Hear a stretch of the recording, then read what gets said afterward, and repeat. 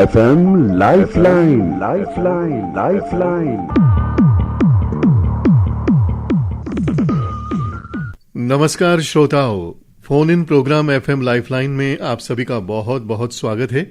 आज इस प्रोग्राम में दोस्तों एक बहुत ही महत्वपूर्ण विषय पर हम अपने मेहमान से बातचीत करेंगे और ये जो विषय है वो है हमारे पर्यावरण से जुड़ा हुआ, हमारे आसपास जो प्रदूषण है उसके साथ जुड़ा हुआ और किस तरह से इससे हमारी सेहत पर प्रभाव पड़ता है। इन तमाम बातों के बारे में आज हम बात करेंगे और आज के हमारे एक्सपर्ट हैं professor Ravindra Khewal, department of community medicine, school of public health, PGI, Chandigarh. और टॉपिक रहेगा एयर पॉल्यूशन एंड हेल्थ, प्रदूषित हवा और हमारा स्वास्थ्य। इन्हीं बातों पर आधारित है आज का ये कार्यक्रम। डॉक्टर रविंद्रा खेवाल, आपका प्रोग्राम में बहुत बहुत स्वागत है। धन्यवाद, नमस्कार। एक हमारे श्रोता ऑनलाइन है, पहले इनसे बात करते हैं।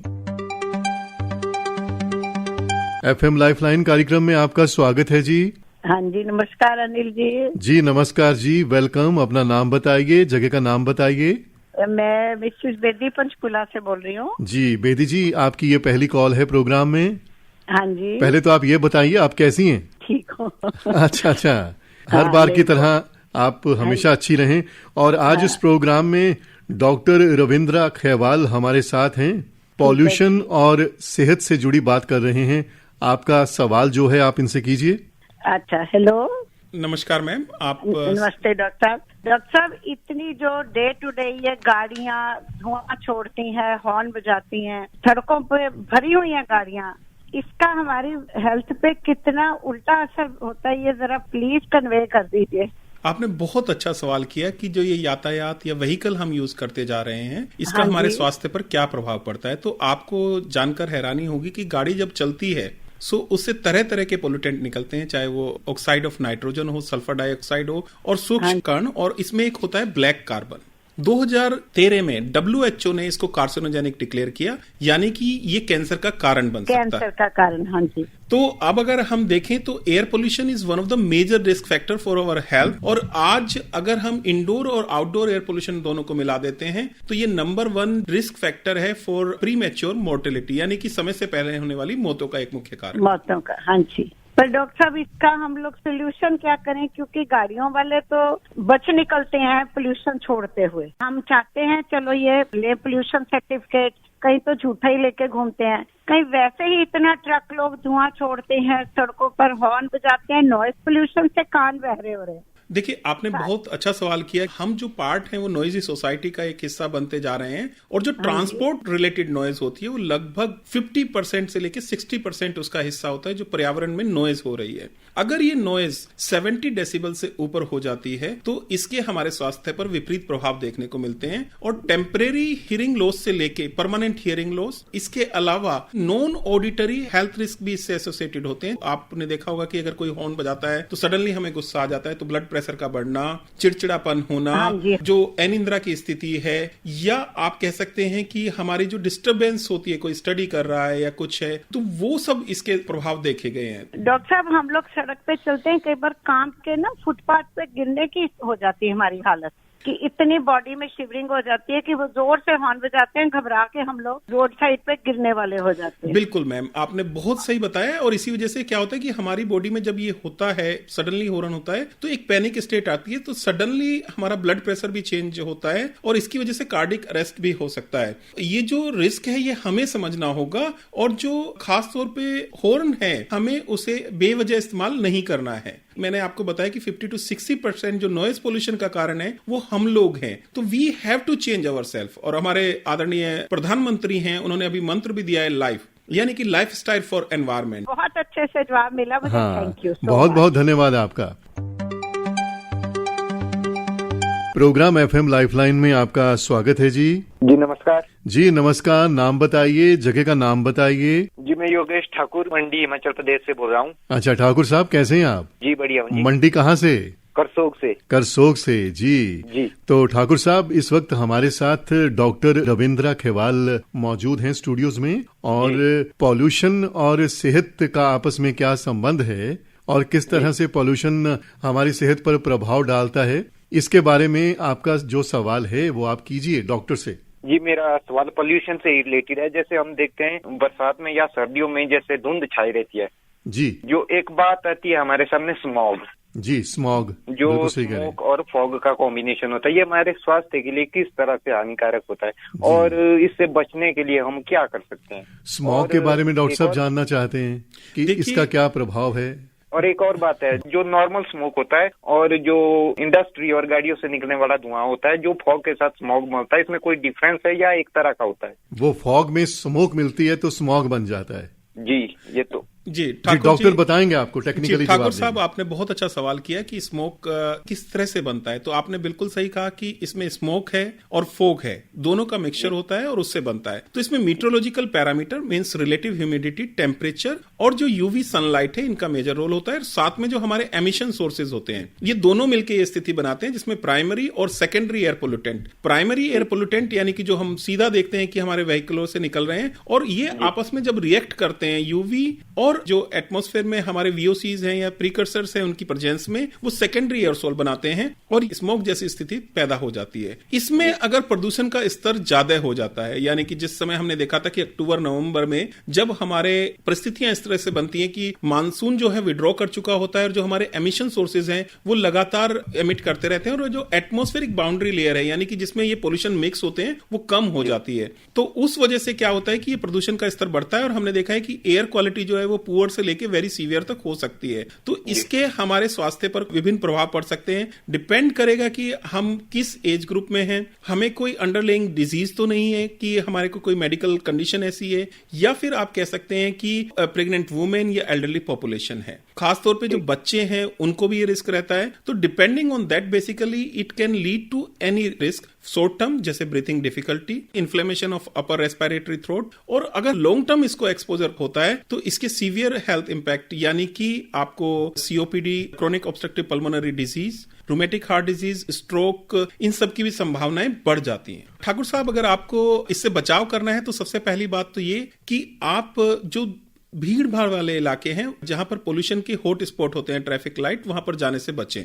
खास तौर पे आपको ध्यान रखना है कि जो इंडस्ट्रियल एरिया है या जो मुख्य सड़क है उनके पास ना जाएं। दूसरी चीज, जब आप बाहर निकलें तो ट्रिपल लेयर मास्क हमारे पर्टिकुलेट एयर पोल्यूशन को कम कर सकता है। तो कोशिश करें कि जो पीक आवर ऑफ पोल्यूशन है, जैसे कि सुबह, दोपहर और शाम, उस समय ना निकलें, और जो प्रिवेंटिव स्ट्रेटजी है कि मास्क, उसको लगा सकते हैं। आपका बहुत बहुत धन्यवाद ठाकुर साहब बात करने के लिए। करसोग से आपने हमें फोन किया। डॉक्टर रविंद्रा खेवाल, आपने हमारे श्रोताओं के सवालों के जवाब बहुत अच्छे से दिए। उसमें से मुझे ये लगा कि इतना खतरा है पॉल्यूशन से, हम इसके बारे में समझते भी हैं, जानते भी हैं, लेकिन उस तरह से शायद तैयार नहीं हैं इसे कम करने के लिए, और जिम्मेदारी हम एक दूसरे पर डालनी शुरू कर देते हैं कि उसने ऐसा नहीं किया, उसकी वजह से ऐसा हुआ। मैं आपसे जानना चाहता हूं कि पॉल्यूशन का कोई खास मौसम होता है जिस मौसम में वो ज्यादा होता है या कम होता है, या किसी भी मौसम में? देखिए, हमारा जो प्रदूषण का स्तर है वो बहुत सारे कारणों पर निर्भर करता है, जैसे कि हमारी जियोग्राफिक लोकेशन कहां पर है, हमारी मीटरोलॉजी कैसी है और हमारे एमिशन सोर्स कैसे हैं। तो जब हम जैसे चंडीगढ़ जैसे शहर में हैं तो यहाँ पर जो है वो विभिन्न मंथ हो सकते हैं, जैसे कि हमने देखा है कि मार्च अप्रैल के दौरान और अक्टूबर नवंबर में पोल्यूशन का स्तर काफी ज्यादा हो जाता है। लेकिन दिल्ली जैसे शहरों में जहां 3 करोड़ लोग एक 25 बाय 25 किलोमीटर की ग्रिड में रहते हैं, जबकि पंजाब में ही इतनी पॉपुलेशन है, वो डिस्पर्स हो जाती है, तो वहां पर सीजन हो जाते हैं, मतलब पीक पोल्यूशन पीरियड। लेकिन दिल्ली में ये स्थिति लगभग पूरे साल बनी रहती है, मानसून को छोड़कर। और इससे जुड़ा एक और सवाल है, वो है एयर क्वालिटी इंडेक्स। ये इंडेक्स क्या होता है, आम व्यक्ति किस तरह से जाने? देखिए, एयर क्वालिटी इंडेक्स यानी कि वायु गुणवत्ता सूचकांक, ये एक नंबर आधारित है, लेकिन ये नंबर ना होकर बेसिकली कलर कोडेड है। अगर आपने देखा होगा, इसमें ग्रीन कलर है, फिर येलो कलर है, फिर ऑरेंज है और फिर रेड कलर है। तो अगर हम देखें तो इसका 0 से लेकर 50 तक जो है वो हम कहते हैं कि वायु गुणवत्ता सूचकांक बहुत अच्छा है। उसके बाद जब 51 से लेकर 100 तक होता है तो हम कह सकते हैं कि वो साधारण है, और 101 से लेकर जब 200 तक पहुंचता है तो वो येलो कैटेगरी हो जाता है, यानी कि वो मॉडरेट एयर क्वालिटी हो जाती है। उसके बाद वो poor, very poor and severe पहुंच जाता है, ये 100 की रेंज में शुरू हो जाता है। फिर अब हम बात करें, ये रंग जो हैं 8 पोल्यूशन के विभिन्न कंपोजिट इंपैक्ट लिए गए हैं, ताकि हमें ये ना देखना पड़े कि sulphur dioxide, oxide of nitrogen, PM10, 2.5 इनके क्या रिस्क होंगे। आम जनता इनकी लिमिटेशन भी अलग अलग हैं। मान के चलिए कि PM10 के लिए 40 और 60 है, डिपेंडिंग 24 आवर एक्सपोजर या एनुअल एक्सपोजर। तो इन सबको सामान्य रूप से कलर कोडेड किया गया है ताकि आम आदमी समझ सके कि अगर ये हल्का सा लाल होना शुरू हो जाए तो हमारे स्वास्थ्य के लिए खतरनाक है। तो ये एक आम जनता को सूचित करने के लिए बनाया गया है। जी, इसका मतलब ये है कि जो ये रंग बनाया गया है उस रंग में अगर आप रह रहे हैं तो आपके स्वास्थ्य पर उसका बुरा प्रभाव पड़ेगा। बिल्कुल। और जैसे मैंने बताया कि येलो के बाद अगर ये शुरू हो जाता है थोड़ा सा रेड कलर का ना, हाँ, तो आपके स्वास्थ्य पर इसका विपरीत प्रभाव पड़ेगा। तो डॉक्टर साहब, अब स्थिति ऐसी भी नहीं है कि हम उस जगह को इमीडिएटली छोड़ दें या कहीं और चले जाएं। तो ऐसे में अगर उस स्थिति में रहना भी हो तो हमें क्या करना है? देखिए, बहुत अच्छा सवाल आपने कहा। सबसे पहली बात तो ये कि आप समीर ऐप का इस्तेमाल कीजिए, जो सेंट्रल पोल्यूशन कंट्रोल बोर्ड यानी कि हमारे ministry of environment and forest ने बनाया। सिंपल ऐप है, आपके पास एंड्रॉयड है, एप्पल है, आप उस पर डाउनलोड कीजिए समीर। आप उसमें फिर नियमित रूप से अपने क्षेत्र की एयर क्वालिटी देख सकते हैं। समीर ऐप। हाँ जी, तो सबसे पहली बात तो यह है कि आपके पास जानकारी होनी चाहिए कि आप जिस क्षेत्र में रहते हैं क्या आपके पास वाकई में प्रदूषण का स्तर बढ़ा रहता है। तो आप समीर ऐप के द्वारा जानकारी लेंगे और उसके बाद जैसे मैंने बताया कि आपको विभिन्न चरणों में अपनी तैयारी करनी होगी। पहली चीज, जो पीक पोल्यूशन आवर है आप उसमें नहीं निकलेंगे। दूसरी चीज, आपको ध्यान रखना होगा कि मेरे घर के अंदर भी प्रदूषण के स्रोत कम हो। चौथी चीज, अगर आप देखें तो जो रेड लाइट है हमारी, वहां पर व्हीकल आइडली खड़े हो जाते हैं तो वो हॉट स्पॉट बन जाते हैं, उनको अवॉइड करना पड़ेगा। और वहां पर अगर आप बाई चांस व्हीकल में फंस गए हैं तो आपको अपने जो एक अंदर की हवा अंदर ही रहती है उसको चालू रखना होगा। ये जो बात है समझने की है कि अंदर की जो हवा है वाहन की, उसे चालू रखना होगा। हाँ जी, बेसिकली आप बाहर से अगर हवा करेंगे तो दूसरे व्हीकल की एग्जॉस्ट आपके अंदर आएगी। तो इसलिए कोशिश करनी कि जो आपके व्हीकल की हवा है वो आपके अंदर ही रहे, जो साफ हवा है। तो हम ये कोशिश क्यों ना करें कि जब हम रेड लाइट पे वाहन को अपने खड़ा करें, उसका इंजन जो है उसे बंद कर दें। ये हमने दिखाया था कि कितनी सेकंड बची हैं। उसका मुख्य मकसद यही था कि जो रेड लाइट ऑन, इंजन बंद, मतलब आइडियल इंजन आप ले सकते हैं। रीजन बीइंग, वहां पर आप जब उस स्थिति में होते हैं तो सभी व्हीकल अगर अपनी एग्जॉस्ट निकालें तो सोचिए वो कितना प्रदूषण करेगी। और खासतौर पे हमारे बच्चों के और प्रेग्नेंट वुमेन और वुमेन के स्वास्थ्य पर बहुत प्रभाव पड़ेगा। डॉक्टर खेवाल, आप बहुत ही इंपॉर्टेंट जानकारी दे रहे हैं और बहुत अच्छा लग रहा है, विस्तार से आप समझा रहे हैं। मैं आपसे जानना चाहता हूं कि सस्पेंडेड पार्टिकल्स जो होते हैं, निलंबित कण जो हवा में मौजूद होते हैं, वो ठंड के मौसम में ज्यादा होते हैं कि गर्मी के मौसम में ज्यादा होते हैं, और वो क्यों होते हैं, वो क्या होते हैं, उनका हमारी सेहत पर क्या प्रभाव है? देखिए, आपने बहुत अच्छा सवाल किया कि आजकल लोग पूछते हैं कि PM10, 2.5 हम इनकी बात करते हैं। तो हवा में कण होना हमारे जीवन के लिए बहुत महत्वपूर्ण है। अगर हवा में कण ही नहीं होंगे तो बादल नहीं बनेंगे, जो पॉलिनेशन नहीं है तो वो भी होगा। जी। लेकिन उसमें जब कृत्रिम रूप से कंसंट्रेशन बढ़ जाती है, बेसिकली पोल्यूशन की अगर हम परिभाषा करें, more than the natural abundance, एक नेचुरल अबंडेंस होती है, when any substance exert that natural abundance it become a pollutant. तो उसी तरह से प्रकृति में जब PM10 या PM2.5 कणों का स्तर बढ़ जाता है, जैसे मैंने बताया कि वेहिकुलर एग्जॉस्ट, लेकिन गाड़ी जब चलती है तो उसमें भी रीसस्पेंशन ऑफ द डस्ट होता है, जो हमारी सड़कों पे धूल पड़ी रहती है, वो मिल गए। और अभी ये देखा गया कि जो रीसस्पेंशन ऑफ द डस्ट है, यानी कि व्हीकल के चलने से या साइड में हम गाड़ी निकाल लेते हैं कई बार तेजी से जल्दी जाने के चक्कर में, जो वहां पर हमारी एग्जॉस्ट वाले पार्टिकल सेटल होते हैं उनको भी हवा में पहुंचा देते हैं। इसके अलावा आपने देखा होगा कि हम लोग कूड़ा जलाने में माहिर हैं, हम अलग अलग करने में नहीं विश्वास रखते, सेग्रीगेशन नहीं करते। हाँ बिल्कुल। अभी मैं गांव में गया तो मैंने देखा कि वो उन्होंने जूता जला रखा था आग में। कितना पोल्यूशन है उससे? पोल्यूशन की बात नहीं है, उसमें प्लास्टिक है और सीवियर प्लास्टिक है, PVC है, तो उसके अंदर डाइऑक्सिन, फ्यूरान तक एमिट होंगे, उसके अंदर वोलेटाइल ऑर्गेनिक कंपाउंड होंगे और जिनका हमारे स्वास्थ्य पर बहुत ही विपरीत प्रभाव पड़ेगा। गांव में मैंने देखा है कि जो पाथी है या लकड़ी है उसको जलाने के लिए भी हम पॉलीथीन का इस्तेमाल कर लेते हैं। तो ध्यान रखिए, पॉलीथीन को बिल्कुल भी फ्यूल की तरह इस्तेमाल मत कीजिए। इससे निकलने वाले फ्यूम जो है हमारे स्वास्थ्य पर बहुत ही विपरीत प्रभाव डालेंगे। और इसी बात पे डॉक्टर साहब याद आया, पराली की एक समस्या है कि पराली को जलाने की, पराली जलाने से हमारे जो एयर क्वालिटी है उसमें किस तरह से प्रभाव पड़ता है? देखिए, जो पराली है हमें समझना होगा कि जब वो जलती है तो जो सोयल में पेस्टिसाइड और फर्टिलाइजर हैं साथ में वो भी एयर में आ जाते हैं। तो वो जो टॉक्सिक फ्यूम है सबसे पहले हमारे किसान को, उनके पशुओं को नुकसान पहुंचाती है और फिर वो जब लॉन्ग रेंज ट्रेवल करती है तो शहरों में और वहां पर भी उसका विपरीत प्रभाव देखने को मिलता है। तो उस दौरान अगर हम बात करें जो ट्रेसर्स स्टडीज की हैं उसके द्वारा जो प्रदूषण का स्तर है इसके द्वारा 40 से 70% तक बढ़ जाता है। डॉक्टर साहब आपको बीच में मैं रोक रहा हूं, एक श्रोता ऑनलाइन है। FM लाइफलाइन कार्यक्रम में आपका स्वागत है जी। नमस्कार सर। जी नमस्कार, नाम बताइए, जगह का नाम बताइए। ललित बोल रहा हूँ पंचकूला से। ललित जी पंचकूला से, कौन से सेक्टर से? Sir sector 18। डॉक्टर सर नमस्कार। नमस्कार सर।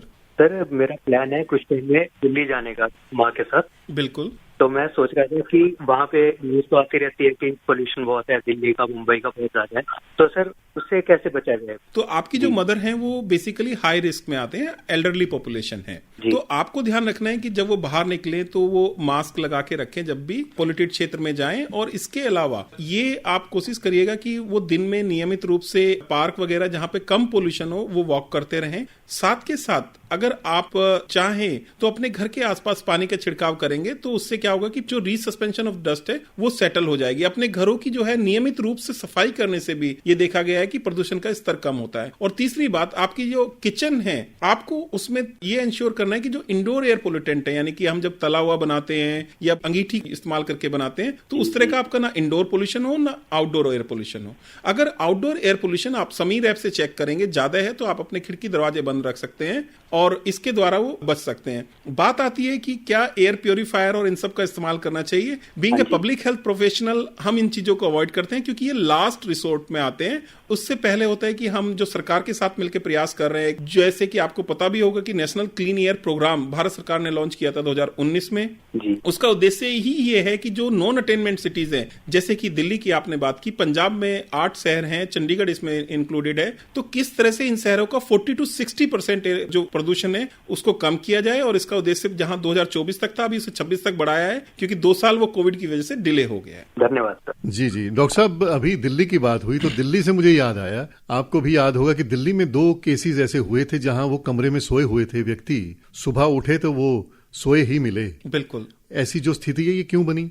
ये सर्दी के मौसम की बात थी और आमतौर से हम ये देखते हैं कि नहाते नहाते स्ट्रोक हो गया और वो समझ नहीं आया कि हुआ क्या। दरवाजा खोला तो देखा कि अंदर गैस कुछ बनी हुई है। बिल्कुल। तो ये समझाइए ये स्थिति क्यों पैदा होती है और ये ना हो इसके लिए हमें करना क्या है? देखिए, सबसे पहली बात तो इस समय शीतलहर चल रही है और शीत लहर से हमें अपना बचाव करना है। तो बचाव करने में हमें पूरे कपड़े पहनने हैं और जो ठंड का पीक आवर है उस समय बाहर नहीं निकलना है अगर कोई मजबूरी ना हो। तो अब बात आती है कि इसी शीतलहर में बचने के लिए हम कोयले को या लकड़ी को जलाकर पहले हाथ सेक रहे होते हैं, फिर सोते समय उसे अंदर ले आते हैं और अंदर जब हम लाते हैं तो वेंटिलेशन की कमी हो जाती है और उससे कार्बन मोनोऑक्साइड का स्तर बढ़ जाता है। जो कार्बन मोनोऑक्साइड है ये ऑक्सीजन को रिप्लेस कर देती है और इसकी एफिनिटी 4 गुना ज्यादा होती है, तो कार्बोक्सी हीमोग्लोबिन ये बनता है सब्सटेंस। और ये जो है ये पॉइजनस होता है, तो हमारा ऑक्सीजन का लेवल है, सैचुरेशन लेवल है, वो कम होता चला जाता है और ये जब शुरू में होता है तो हम dizziness, headache, difficulty in breathing इस तरह से देखते हैं और लास्ट में हम अनकॉन्शियस हो जाते हैं और फिर सोते ही रह जाते हैं। तो अगर हम जाग रहे हैं तो हमें ये लक्षण देखने को मिलेगा। अगर हम सोए हुए हैं ऑक्सीजन की कमी हो जाएगी और कार्बोक्सी हीमोग्लोबिन जो है हमारी बॉडी में बन जाएगा और इसी वजह से ये डेथ देखने को मिलती है।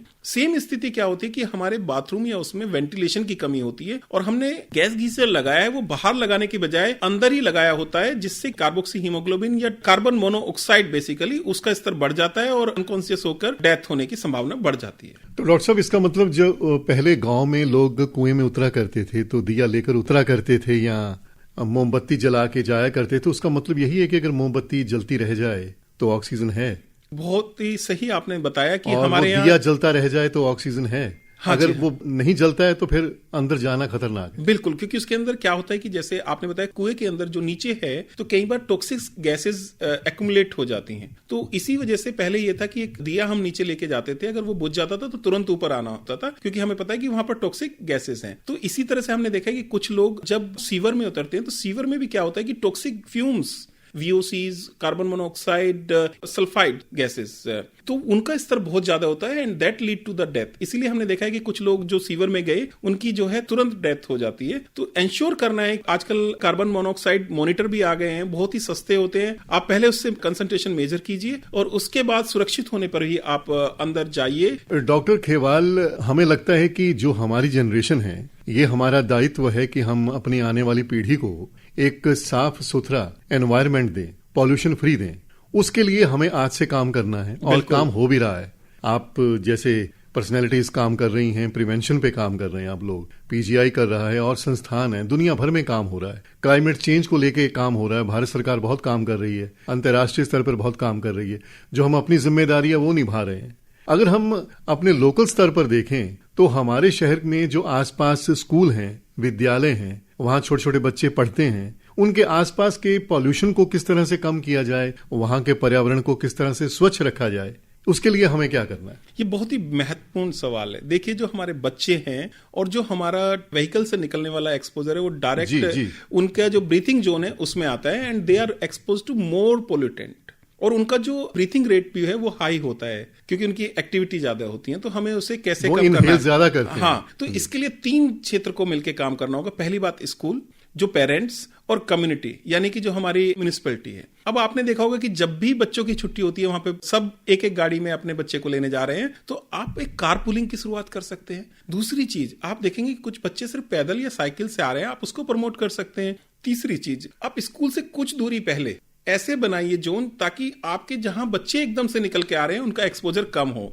चौथी चीज, आप देखेंगे कि कई बार स्कूल की प्लेग्राउंड है वो हैवी ट्रैफिक रोड से एसोसिएटेड होता है, जी। तो हम उसमें इंश्योर कर सकते हैं कि हम कुछ वृक्ष उसके किनारे लगाएं, हेज लगाएं, वो प्रदूषण के स्तर को कम करते हैं। जी, बहुत अच्छी बात है, और ये हमें सबको मिलके प्रयास करना होगा। बिल्कुल, काम ये करना होगा। जो मिलजुल के प्रयास हैं वही सफल होते हैं। और मुझे ऐसा लगता है कि आज की डेट में पेरेंट टीचर एसोसिएशन, म्युनिसिपैलिटी सब इंटरेस्टेड हैं, तो लेकिन ये एक्शन अभी नहीं हो रहे हैं। अगर चंडीगढ़ एक्शन नहीं हो रहा है, बिल्कुल, अगर कोई भी स्कूल कोई भी इस तरह का कदम लेना चाहता है तो वो हमसे संपर्क कर सकता है। हम उनके स्कूल को पोल्यूशन फ्री बनाने में जो भी संभव सहायता होगी वो देंगे। डॉक्टर रविंद्र खेवाल, ये तो आपने हमें प्रिवेंशन के बारे में बताया और पॉल्यूशन क्यों होता है, किस तरह से प्रिवेंट किया जा सकता है। आपने बहुत अच्छी जानकारी दी, विस्तार पूर्वक आपने समझाया। लेकिन आपने खुद बहुत सारा काम किया हुआ है इस मामले में और दिल की गहराई से किया है ताकि लोगों को इसका लाभ पहुंचे, लोग समझें कि पॉल्यूशन कम क्यों करना है, हमारी सेहत के लिए क्यों जरूरी है।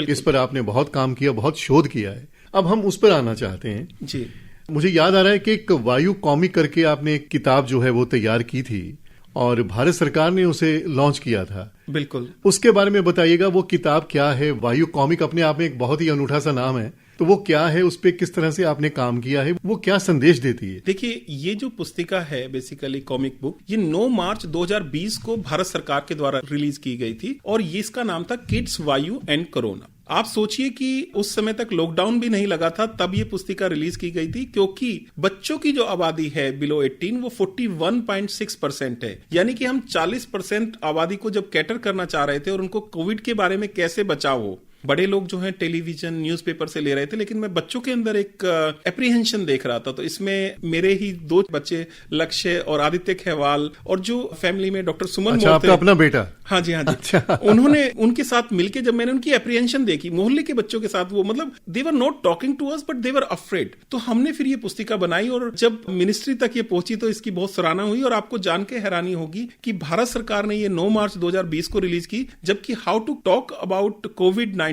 टू चिल्ड्रन जो WHO की गाइडलाइन है वो 26 मार्च को आई। तो यानी इससे पहले ये काम हो गया था। हाँ, उन्हें हमने बताया कि डरने की जरूरत नहीं है। वायरस जो हमें वायरल जुकाम होता है, हम उसको सिंपल टेक्निक से कैसे बच सकते हैं। जैसे हमने बताया कि हेलो करने की बजाय आप नमस्कार कीजिए, सत श्री अकाल कीजिए, आप सलाम वालेकुम कीजिए, आप पीस अपॉन यू के थ्रू हाथ जोड़ के कह सकते हैं। तो हमारी जो ट्रेडिशनल ग्रीटिंग्स हैं हम उसके द्वारा अभिवादन कर सकते हैं। हम जो आपस में थोड़ी सी दूरी है उसे मेंटेन कर सकते हैं। हम भीड़ भाड़ वाले इलाके में जाने पर मास्क लगा सकते हैं। तो सिंपल उसमें स्ट्रेटजी बताई टू किल द वायरस। और यू कैन से इलस्ट्रेशन से समझाया होगा ना आपने जी। तो बच्चों ने उसमें अपना योगदान क्या दिया? आपने तो उनसे एक आइडिया लिया जी, और आइडिया को आपने इलेबोरेट किया। तो बच्चों ने उस किताब में और क्या किया आपके साथ? बेसिकली बच्चों ने ही उस किताब को डेवलप कराया कि किस तरह से वायु की एंट्री होनी चाहिए। जैसे तलवार की उन्होंने जो कवर पेज पे थीम थी, उसके द्वारा डिफरेंट रेस जो आ रही हैं, जैसे मास्क लगाना, greeting traditionally, having some distance, if not necessary don't go outside. तो ये सारे जो किस तरह से वो इंटरेक्शन होगा so that all age children can understand it, उसको बनाने में महत्वपूर्ण भूमिका की। और आपको हैरानी होगी कि वो WHO यूनिसेफ, और दुनिया के किसी कोने में ऐसी नहीं है जहां ना वो पहुंची हो। वो अफ्रीका में ट्रांसलेट हुई और वहां पर उन्होंने अडेप्ट किया लोकल उसके लिए, उसको डिस्ट्रीब्यूट करने के लिए। अफ्रीका के अलावा अरेबिक कंट्रीज में मिनिस्ट्री ऑफ एजुकेशन टूनेशिया ने उसको ट्रांसलेट कराया इन अरेबिक। इसके अलावा Dutch, French, Spanish, Burmese, so more than 20 language it was translated and distributed globally. और इसका मतलब ये हुआ कि बच्चों ने एक आइडिया आपको दिया और ये चीज यहां तक ग्लोबली पहुंची। बिल्कुल। तो इसका मतलब बच्चों के प्रति जो हमारी जिम्मेदारी है उसे हमें पूरी शिद्दत के साथ निभाना चाहिए। बिल्कुल। और आज इस पुस्तिका की 9वीं सीरीज आई है। कोविड के बाद हमने सीरीज की है किड्स, वायु एंड क्लाइमेट चेंज, और जो इसकी पहली कॉमिक है वो हमारे देश की 22 भाषाओं में ट्रांसलेट की गई है। यानी कि उत्तर प्रदेश में हिंदी में है, कश्मीर में जा रहे हैं तो कश्मीरी में है। सोचिए कि जिस जो प्रदेश में है उस प्रदेश की भाषा में है लगभग। हाँ, और आज की डेट में हम गुजरात, महाराष्ट्र, उत्तर प्रदेश और अभी अभी हमें हिमाचल से रिक्वेस्ट मिली है, हम इनके साथ मिलकर ये जो एक न्यू स्ट्रेटजी है आपको बहुत बहुत शुभकामनाएं। और ये मैं ये समझ सकता हूं कि जो कोशिश दिल से की जाए तो उसका असर दूर तलक होता है, ग्लोबली तौर पर होता है। बिल्कुल। तो डॉक्टर साहब, इसके साथ साथ एयर पॉल्यूशन एंड कोविड-19 पे भी आपकी किताब आई। एयर पॉल्यूशन इन्फोग्राफिक्स के बारे में भी आप हमें थोड़ा सा बताइए। हेल्थ अडेप्टेशन प्लान जो आपने तैयार की थी, और हेल्थ सेक्टर की तैयारी एयर पॉल्यूशन को लेकर किस तरह से होनी चाहिए, ये किताब भी सामने आई है। और साथ साथ में जो हेल्थ प्रोफेशनल्स हैं उन्हें एयर पॉल्यूशन को लेकर किस तरह से तैयार करना है, वो बुक भी आपने रिलीज की है। इन सब के बारे में संक्षिप्त से बता दीजिए। देखिए, सबसे पहले आप हेल्थ प्रोफेशनल्स हैं, डॉक्टर्स जो हैं, एयर पॉल्यूशन को लेकर किस तरह से सेहत के लिए वो तैयार रहें, अपने आप लोगों को किस तरह से गाइड करें, उसके बारे में बताइए। देखिए, हमने क्या है कि national centre for disease control और ministry of health and family welfare के साथ मिलकर climate change adaptation plan on air pollution and associated disease के ऊपर एक मार्गदर्शिका पुस्तिका बनाई, जिसका उद्देश्य ये है कि किस तरह से हम डाटा कलेक्ट करें और वो डाटा के बेस पे हम जो हेल्थ इफेक्ट हो रहे हैं उनको मैप कर पाएं। तो इसको लेकर आप कह सकते हैं कि पूरा एक नेशनल लेवल ये एक्शन प्लान है हेल्थ अडेप्टेशन प्लान के अंदर। तो अभी तक जो हम कह रहे हैं कि air pollution is a major risk factor, तो हमने ये जो health adaptation plan for climate change and air pollution related illness जो है उसको डेवलप किया। और इसका उद्देश्य यही है कि हम डाटा लें थ्रू हॉस्पिटल, डाटा को एनालाइज करें, फिर अकॉर्डिंगली पॉलिसी बनाएं और फिर उसका इंपैक्ट देखें, so that air pollution suffering को कम किया जा सके। दूसरी बात आई कि जब डॉक्टर एयर पोल्यूशन की बात करेगा तो हम उसके रिस्क को समझेंगे, उसको मिनिमाइज करने की कोशिश भी करेंगे। तो इसलिए डॉक्टर्स का रोल महत्वपूर्ण हो जाता है। और खासतौर पे जब हम देख रहे हैं कि एयर पोल्यूशन का लेवल सीवियर हो रहा है और स्कूल बंद किए जा रहे हैं, तो उस समय हॉस्पिटल एडमिशन या पेशेंट लोड बढ़ सकता है। तो उसको कैसे टैकल किया जाए, इसीलिए हमने हॉस्पिटल की क्या प्रिपेयर्डनेस होनी चाहिए उसको लेकर पुस्तिका बनाई। और एक डॉक्टर से लेके ASHA worker, accredited social health activist कैसे अपना रोल प्ले कर सकता है ग्राउंड लेवल तक। हाँ जी। जैसे आशा जो है वो एलपीजी की इंटेक को बढ़ा सकती है, वो पराली जलने में कम करने में अपना योगदान दे सकती है। उसी तरह से डॉक्टर जब हेल्थ की बात करेगा तो उसका एक मेजर इंपैक्ट देखने को मिलता है। और ये बिहेवियर चेंज जो है ये अवेयरनेस टू एक्शन पे आता है। और यही हमारी पुस्तिका थी, एयर पोल्यूशन इन्फोग्राफिक का मैसेज भी था। और जो प्रयास हैं वो धीरे धीरे हम बच्चों के साथ मिलकर इस पे काम कर रहे हैं, यानी कि जो फ्यूचर जनरेशन है हम उसको लीडरशिप देकर आगे चल रहे हैं। तो आने वाले दिनों में आप देखेंगे कि प्रदूषण के जो स्तर हैं उसमें काफी कमी आएगी। जाते जाते आप कोई संदेश देना चाहें हमारे श्रोताओं के लिए? Air pollution is a risk factor to almost any non communicable disease. तो डॉक्टर साहब ये बताइए, अब बचकर जाएं कहां? बिल्कुल, बहुत अच्छा सवाल है कि हम बचे कैसे। सरकार के साथ मिलकर हमें कोशिश ये करनी है कि जो छोटी छोटी डिस्टेंस है उसमें हम व्हीकल लेकर ना जाएं। जो non motorised mode of transport है, यानी कि बाइसिकल का इस्तेमाल करें। हमारी सरकार ने देखा होगा आपने कि ई व्हीकल या पब्लिक ट्रांसपोर्ट चलाए, उसका इस्तेमाल करें। हम अगर एक छोटा सा कमरे से बाहर निकलते हुए स्विच ऑफ कर देते हैं, हमारे लैपटॉप को हम खुला छोड़ के चले जाते हैं, हमारे मोबाइल को अननेसेसरी चार्ज कर रहे हैं, तो अगर हम ये छोटे छोटे स्टेप लेंगे तो जो एनर्जी है अगर हम उसको मिनिमाइज करेंगे तो कहीं एमिशन कम होंगे और हमारा एक्सपोजर कम होगा और हमारी हेल्थ इंप्रूव होगी। यानी हम कुदरत के साथ अपने आप को जोड़ लें, जो उससे दूरी बनाई है हमने उस दूरी को हम समाप्त कर दें और उसके नजदीक आ जाएं, तो ये सारी समस्याएं अपने आप दूर हो जाएंगी। बिल्कुल, हमें थोड़े से ट्रेडिशनली होना होगा, हमारे वेस्ट को सेग्रीगेट करना होगा, क्योंकि गीला और सूखा कूड़ा अगर हम एक कर देते हैं तो हम अपने शहर का 20 से 25% प्रदूषण कम करने में अपना योगदान दे देते हैं। न वो गांव रहे न वो शहर रहे, न वो गांव रहे न वो शहर रहे, किस दौड़ में हम दौड़ रहे। जंगल छीना, मिट्टी छीनी, पानी छीना, अब हवा की तैयारी है, ये कैसा विकास जिसमें बढ़ रही बीमारी है। हमें समझना होगा कि हम किस तरह के लाइफस्टाइल में जा रहे हैं कि हम अपने पर्यावरण के साथ ही संतुलन नहीं बना पा रहे हैं, और जिसकी वजह से हमने देखा कि किस तरह से जो एयर पोल्यूशन है वो हमारे स्वास्थ्य पर प्रभाव डाल रहा है, किस तरह से जो जल प्रदूषण है वो हमारे स्वास्थ्य पर प्रभाव डाल रहा है, जो प्लास्टिक पोल्यूशन है, जो सोयल पोल्यूशन है, वो सब हमारे स्वास्थ्य पर विपरीत प्रभाव डाल रहे हैं। डॉक्टर साहब, आप हमारे स्टूडियोज में आए और आपने एयर पॉल्यूशन और सेहत पर इसका क्या बुरा प्रभाव पड़ता है इसके बारे में बताया, प्रिवेंशन के बारे में बताया। आपने बहुत अच्छी जानकारी दी, आपका बहुत बहुत धन्यवाद। धन्यवाद, नमस्कार। दोस्तों, आज के एफएम लाइफलाइन कार्यक्रम में हमारे साथ रहे professor Ravindra Khewal, department of community medicine, school of public health, PGI Chandigarh. इस प्रोग्राम में अपना तकनीकी सहयोग दिया हमारे साथी रविंद्र ठाकुर ने। अब अनिल पुंज को दीजिए अनुमति, अगले सप्ताह एक और मेहमान से आपकी और हमारी मुलाकात होगी। तब तक के लिए आप सभी को हमारा नमस्कार। FM lifeline, lifeline, lifeline.